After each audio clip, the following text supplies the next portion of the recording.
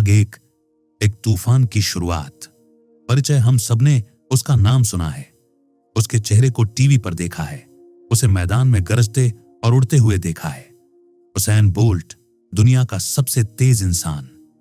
लेकिन क्या आपने कभी यह सोचा है कि यह करिश्मा कैसे मुमकिन हुआ? क्या वो पैदा ही सुपर ह्यूमन बना था, या फिर उसके पीछे थे कुछ ऐसे अनुभव, दर्द और सबक जिनसे हम सब सीख सकते हैं? फास्टर देन लाइटनिंग सिर्फ एक दौड़ाक की आत्मकथा नहीं है। यह एक ऐसा जीवन है जो आपको सिखाएगा कि जीत सिर्फ रेस में नहीं होती, बल्कि रोज की जिंदगी में होती है। यह कहानी है उस लड़के की जो कभी स्कूल में शैतानी करता था और फिर बन गया ओलंपिक इतिहास का सबसे बड़ा नाम। अध्याय 1। मुझे धरती पर दौड़ने के लिए भेजा गया है। I was put on this earth to run. कभी कभी जिंदगी हमें झटका देती है, ऐसा झटका जो हमारी सोच को हमेशा के लिए बदल देता है। अप्रैल 2009 की एक रात, जमैका का वो शांत हाईवे, और उसैन बोल्ट अपनी BMW M3 में दोस्तों के साथ। वो चैंपियंस लीग का मैच देखना चाहता था और इस जल्दी ने उसे रिस्क लेने पर मजबूर कर दिया। बारिश अचानक शुरू हो गई, सड़क फिसलन भरी हो चुकी थी और तभी बोल्ट ने गाड़ी से नियंत्रण खो दिया। टायर फिसले, कार हवा में उड़ी जैसे कोई वॉशिंग मशीन हो जो पलट रही हो, और फिर सब खामोश। कार खाई में जा गिरी। पर एक चमत्कार हुआ, बोल्ट और उसके दोस्त बच गए। कोई गंभीर चोट नहीं, लेकिन इस हादसे ने बोल्ट की आत्मा को झकझोर दिया। हफ्तों तक वो टीवी पर अपनी टूटी कार की तस्वीरें देखता रहा और हर बार उसे यही लगता, मैं इसलिए नहीं बचा, मुझे बचाया गया है। उसने पहली बार महसूस किया, भगवान ने मुझे धरती पर भेजा है सिर्फ एक काम के लिए, दौड़ने के लिए। वो दिन था जब उसैन बोल्ट को अपने गिफ्ट का सच्चा मतलब समझ आया। अध्याय 2। एक चैंपियन की तरह चलो, वॉक लाइक अ चैंपियन। एक असली चैंपियन बनने का मतलब सिर्फ मेडल या शोहरत नहीं होता। असल चैंपियन वो होता है जो अपने व्यवहार से दूसरों के दिल जीतता है। बोल्ट जब बच्चा था, उसके पिता उसे एक सीख बार बार देते थे, हर किसी को सम्मान दो, छोटे हों या बड़े, मिलो तो गुड मॉर्निंग जरूर कहो। उस समय बोल्ट को यह बहुत अजीब लगता था, खासकर तब जब लोग जवाब भी न दें। एक बूढ़ी औरत थी जो उसे हर बार घूरती थी, मुस्कुराती भी नहीं थी। एक दिन बोल्ट ने ठान लिया, अब इसे गुड मॉर्निंग नहीं कहूंगा। और जैसे ही वो औरत आई, बोल्ट भाग गया। और जब शाम को घर पहुंचा तो देखा वही औरत उसके पिता से बात कर रही थी। पिता ने गुस्से में उसकी शर्ट पकड़ी और कहा, मैं तुझसे बहुत निराश हूं। उसी दिन बोल्ट ने एक अहम सबक सीखा, सम्मान सिर्फ जवाब मिलने के लिए नहीं दिया जाता, सम्मान देना एक चैंपियन की पहचान होती है। अध्याय 3। मेरा सबसे बड़ा दुश्मन। मैं खुद। हर इंसान की जिंदगी में सबसे बड़ा दुश्मन कोई और नहीं, बल्कि उसका खुद का डर, उसकी आदतें और उसका एटीट्यूड होता है। बोल्ट भी इससे अलग नहीं था। वो जब भी ट्रैक पर उतरता, पहला आता। उसके स्कूल के टीचर्स उसकी रफ्तार देख दंग रह जाते थे। उन्होंने तय किया कि अब इसे प्रोफेशनल ट्रेनिंग मिलनी चाहिए। लेकिन समस्या यह थी कि बोल्ट को ट्रेनिंग से नफरत थी। वो दौड़ने से ज्यादा बास्केटबॉल, क्रिकेट और मस्ती पसंद करता था। एक दिन लोकल चैंपियनशिप में उसे चुन लिया गया। उसने सोचा कि जीत तो उसकी जेब में है, मगर उस दिन उसे हराने वाला एक आम सा लड़का था जो हर दिन प्रैक्टिस करता था।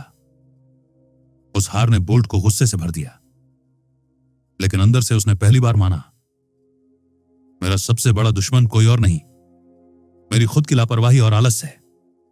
शुरुआत आसान नहीं थी। बोल्ट अभी भी ट्रेनिंग से दूर भागता था। उसे समझ ही नहीं आता था कि खुद को कैसे मोटिवेट करे। और फिर एक दिन वो टीवी पर पुराने ओलंपिक विजेताओं की फुटेज देखने लगा। उनकी मेहनत, उनका जुनून, उनकी आग। बोल्ट को पहली बार लगा कि यह सिर्फ रेस नहीं है, यह जिंदगी है। उसने ट्रेनिंग शुरू की, धीरे धीरे, रोज, दिल से। और अगली बार जब वही लड़का ट्रैक पर था, बोल्ट ने न सिर्फ उसे हराया, बल्कि खुद को भी हरा दिया। अध्याय 4। जहां आम इंसान कांपते हैं, वहीं एक चैंपियन मुस्कुराता है दबाव और डर। ये दो चीजें हर रेस से पहले हर खिलाड़ी के दिल में होती हैं। लेकिन एक चैंपियन, वो इन्हें फ्यूल बना देता है। बोल्ट को वर्ल्ड जूनियर चैंपियनशिप के लिए चुना गया। शुरू में बहुत उत्साह था, मगर जैसे जैसे रेस का दिन पास आने लगा, उसके मन में डर बैठने लगा। अगर मैं हार गया तो, अगर देश को निराश कर दिया तो। एक दिन वो घर के बाहर बैठा था, बिल्कुल चुप। तभी उसकी मां और दादी उसके पास आईं। मां ने धीरे से कहा, बस दौड़ पूरी करना बेटा, हमें तुम पर हमेशा गर्व रहेगा, चाहे नतीजा जो भी हो। बोल्ट की आंखों में आंसू थे। वो पहली बार समझा कि हार जीत से ज्यादा जरूरी है कोशिश। रेस के दिन हजारों लोग चिल्ला रहे थे। बोल्ट का दिल जोर जोर से धड़क रहा था। शुरुआत में वो थोड़ा पीछे रह गया, लेकिन फिर मानो कोई उसे धक्का दे रहा हो, रास्ता दिखा रहा हो। वो दौड़ा पूरी ताकत से, पूरे दिल से, और जब फिनिश लाइन पार की, वो बन चुका था दुनिया का सबसे तेज जूनियर। अध्याय 6। एक चैंपियन का दिल, चट्टान का दिमाग सिर्फ तेज दौड़ने से कोई चैंपियन नहीं बनता। उसके अंदर होना चाहिए हार के बाद फिर से खड़े होने का जज्बा। हेलसिंकी वर्ल्ड चैंपियनशिप, ठंडी हवा, बारिश और गीला ट्रैक। बोल्ट तैयार था, आत्मविश्वास से भरा हुआ। रेस शुरू हुई और वो आगे निकल गया, मगर तभी उसकी हैमस्ट्रिंग खिंच गई। जबरदस्त दर्द, एक सेकंड में सब कुछ बदल गया। अब वो जीत नहीं सकता था, मगर उसने ट्रैक नहीं छोड़ा। वो चलता रहा, जॉग करता रहा, और आखिरकार आखिरी नंबर पर फिनिश लाइन पार की। रेस के बाद बोल्ट सीधे अपने कोच के पास गया, शर्मिंदा और दुखी। लेकिन कोच मुस्कुरा रहे थे। उन्होंने कहा, आज तू जीता नहीं, पर आज तूने दिखा दिया कि तू चैंपियन क्यों है। वहीं बोल्ट को पहली बार समझ आया, सिर्फ जीतना ही सब कुछ नहीं होता, हार कर भी खड़े रहना ही असली ताकत है। अध्याय 7। नो रिटर्न मोमेंट की खोज। कभी कभी एक दर्दनाक मोड़ ही हमारे जीवन की दिशा तय करता है। बोल्ट के लिए वो मोड़ तब आया जब एक हार के बाद उसे पता चला कि उसे स्कोलियोसिस है, कमर की रीढ़ में झुकाव, जिसके साथ दौड़ना आसान नहीं था और जीतना लगभग नामुमकिन। इसके बाद के टूर्नामेंट्स में उसे लगातार चोटें, थकान और हार का सामना करना पड़ा। एक बार फिर हैमस्ट्रिंग खींची, रेस से बाहर कर दिया गया। लेकिन सबसे चौंकाने वाली बात यह थी, लोग अब उस पर गुस्सा होने लगे थे, जैसे कि उनकी उम्मीदों पर पानी फेर दिया हो। बोल्ट खुद से टूटने लगा। उसने सोचा, क्या मैं अब पहले जैसा नहीं रहा? क्या अब मुझ में वो बात नहीं बची? तभी उसके कोच ने उसे रोका और एक बात कही, यह है तेरा नो रिटर्न मोमेंट। अब या तो तू दर्द से हार मान ले, या फिर दर्द को गले लगाकर नया इतिहास रच दे। कोच ने उसे सिखाया, दौड़ते हुए जब शरीर चीख उठे, तब रुकना नहीं, तब असली रेस शुरू होती है। उसी दिन से बोल्ट ने एक वादा किया कि अब वो सिर्फ रेसर नहीं होगा, अब वो अपनी बॉडी का मास्टर बनेगा। अध्याय 8। दर्द या सम्मान। कहते हैं, नो पेन नो रिस्पेक्ट। सम्मान पाने के लिए उस राह से गुजरना पड़ता है जहां हर कदम दर्द देता है। बोल्ट की राह में अब आया टाइसन गे, एक ऐसा धावक जिसकी रफ्तार बोल्ट की नींद तक में घर कर गई थी। बोल्ट का शरीर जवाब देने लगा था। हर रोज पीठ का दर्द, मसल्स की खिंचाव, थकावट, मगर उसका मन अब रुकने को तैयार नहीं था। न्यूयॉर्क की वो रेस, वो दिन जब उसने फैसला किया, मैं घड़ी नहीं देखूंगा, सिर्फ फिनिश लाइन देखूंगा। रेस शुरू हुई। बोल्ट का शरीर हवा जैसा हल्का था। उसकी दौड़ में एक जुनून था, वो जुनून जो सम्मान की भूख से जन्मा था। और फिर वो पहले नंबर पर आया, टाइसन गे को हराया। मगर जीत सिर्फ उसके लिए नहीं थी, उसने एक नया वर्ल्ड रिकॉर्ड बना दिया। और तब उसने सीखा, जब तुम दर्द से दोस्ती कर लेते हो तो पूरी दुनिया तुम्हारा सम्मान करती है। अध्याय 9। गो टाइम। अब बस दौड़ो। अब बोल्ट सिर्फ तेज नहीं था, वो अब दुनिया का सबसे तेज इंसान कहलाता था। पर असली जंग अब शुरू होने वाली थी। Olympic gold, Beijing Olympics. Bolt ने हर कॉम्पिटिटर को स्टडी किया था, हर हार से सीखा, हर दर्द से गुजरा, और अब उसका एक ही लक्ष्य था, गोल्ड। रेस के दिन वो एकदम शांत था, न घबराहट न घमंड, बस एक यकीन, ये रेस मेरी है। बंदूक की आवाज हुई, बोल्ट दौड़ा। कहीं गलती हुई, थोड़ा लड़खड़ाया, मगर अगले ही सेकंड वो दोबारा लय में आ गया। और फिर बिजली की तरह भागा। 100 मीटर की रेस 9.69 सेकंड्स में खत्म।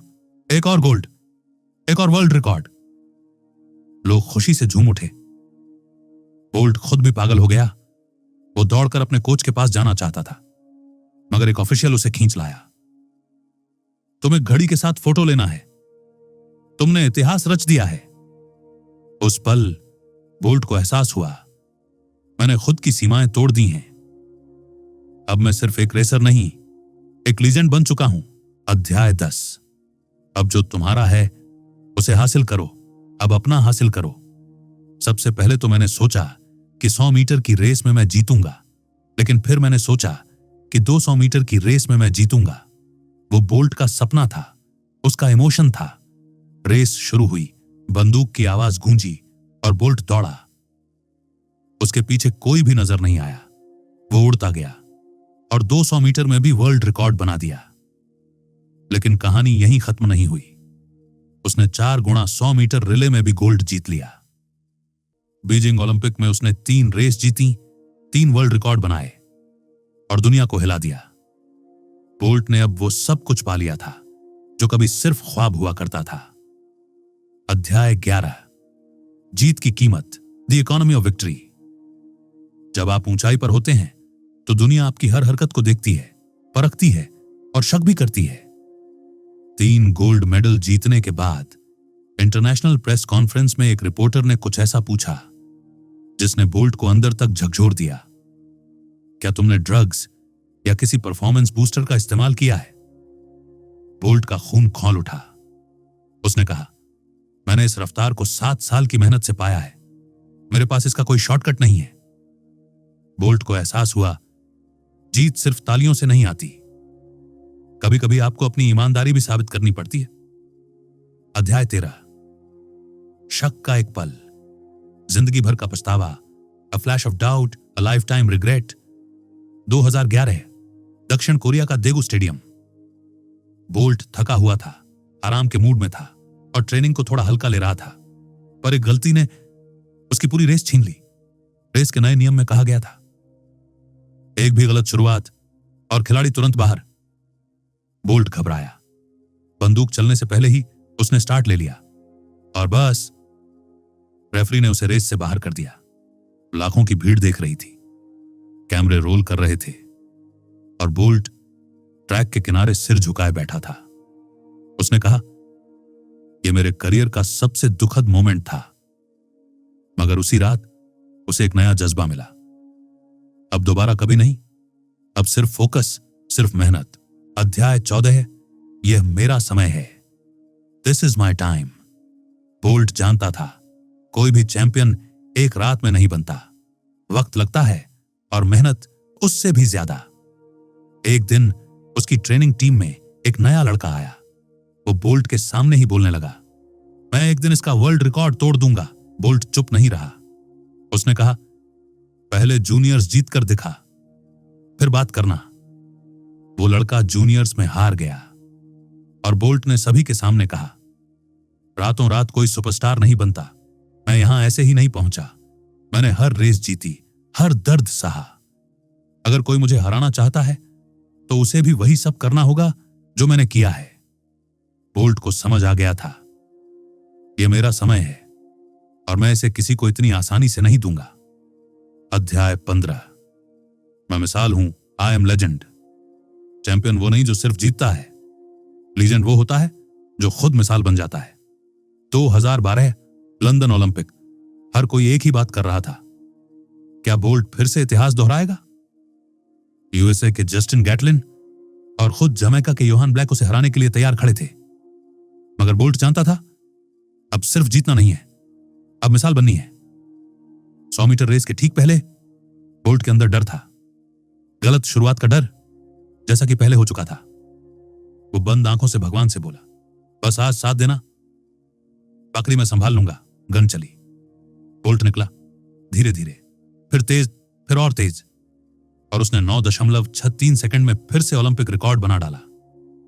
इसके बाद 200 मीटर भी जीता, 4 द्वारा 100 मीटर रिले भी, और इंटरव्यू में एक लाइन में सब खत्म कर दिया, मैं एक जीवित देवता, कोई मुझे चुनौती नहीं दे सकता। अध्याय 16। रॉकेट टू रूस और उससे भी आगे rocket to Russia and beyond. जीत की कुछ चीजें होती हैं जो सिर्फ यादों में नहीं बल्कि हाथ में भी संभाल कर रखनी पड़ती हैं। 2012 की जीत के बाद बोल्ट चाहता था कि कुछ यादगार चीजें साथ ले जाएं। उसने एक स्टाफ से कहा, मैं ये रिले बैटन घर ले जाना चाहता हूं। स्टाफ ने मना कर दिया, नियमों के खिलाफ है, अगली रेस से डिस्क्वालीफाई कर देंगे। बोल्ट डर गया। बैकफुट पर आने ही वाला था, तभी स्टेडियम से किसी ने चिल्लाकर कहा, बोल्ट इसका हकदार है। फिर उसे बैटन दे दिया गया और वो मुस्कुरा पड़ा, जैसे कोई बच्चा अपना सबसे प्यारा खिलौना पा गया हो। इसके बाद भी बोल्ट ने वर्ल्ड चैंपियनशिप्स में भाग लिया, जीता, फिर से दौड़ा, क्योंकि उसे पता था अभी उसकी रेस खत्म नहीं हुई है। निष्कर्ष, बनो अपनी मिसाल। यूसेन बोल्ट सिर्फ एक नाम नहीं है, वो एक प्रेरणा है। उसकी कहानी हमें बताती है कि शुरुआत छोटी हो सकती है, पर अगर इरादे बड़े हैं तो मंजिल तक जरूर पहुंचा जा सकता है। बोल्ट ने दिखाया कि टैलेंट काफी नहीं है, दिल चाहिए, जुनून चाहिए और खुद पर भरोसा चाहिए। उसने बार बार खुद को हराया और एक ऐसा मुकाम हासिल किया जहां से पूरी दुनिया उसे देखती है। तो अगर आप अभी मेहनत कर रहे हैं, कभी कभी गिरते हैं, तो रुकिए मत, क्योंकि हो सकता है आप अगला उसेन बोल्ट हो, अपनी रेस में, अपने मुकाम पर, अपनी मिसाल बनने के लिए।